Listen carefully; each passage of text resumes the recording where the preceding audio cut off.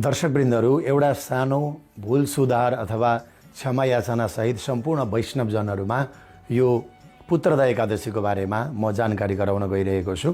हामीले यस अगाडि भिडियो राखेका थियौँ 2083 सालको भदौ महिनाको 7 गते आइतबारका दिन श्रावण शुक्ल पक्षको पुत्रदा एकादशी भनेर। किनभने हाम्रो नेपालमा जुन आधिकारिक पञ्चाङ्ग हुन्छ यसमा 2 दिन एकादशी पर्दा हामी अन्तिम दिनको एकादशी लिने बारेमा हाम्रा दर्शकवृन्दहरूलाई जानकारी गराउँथ्यौँ। र यसपटक भने हाम्रो नेपाली जुन पञ्चाङ्गमा एकै दिन मात्रै एकादशी थियो, यानि कि दशमीले छोएको एकादशी छैन। यस कारणले गर्दा हामीले श्रावण मासको शुक्ल पक्षको एकादशी पुत्रदा एकादशी भदौको 7 गते नै एकादशीको व्रत राख्ने बारेमा हामीले जानकारी गरायौँ। र म आफू पनि श्री वैष्णव सम्प्रदायको भएको हुनाले मैले आफ्नो चाहिँ हाम्रो आधिकारिक पञ्चाङ्ग हेरेको थिइनँ।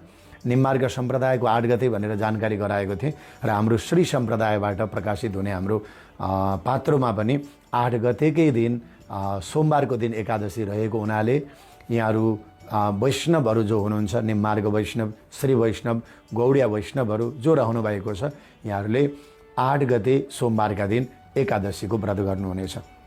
एकादशी केवल यो निर्णय तारिख हेरेर, गते हेरेर, मिति हेरेर मात्रै हुँदैन।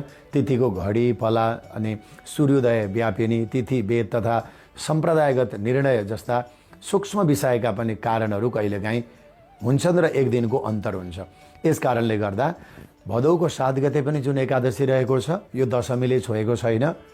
मात्रै घडी पलाले अझ राम्रो द्वादशी युक्त वैष्णवहरू जुन एकादशीको व्रत गर्नुहुन्छ तिथि वेद अनुसार त्यो 8 गते सोमबार बस्नुहुनेछ।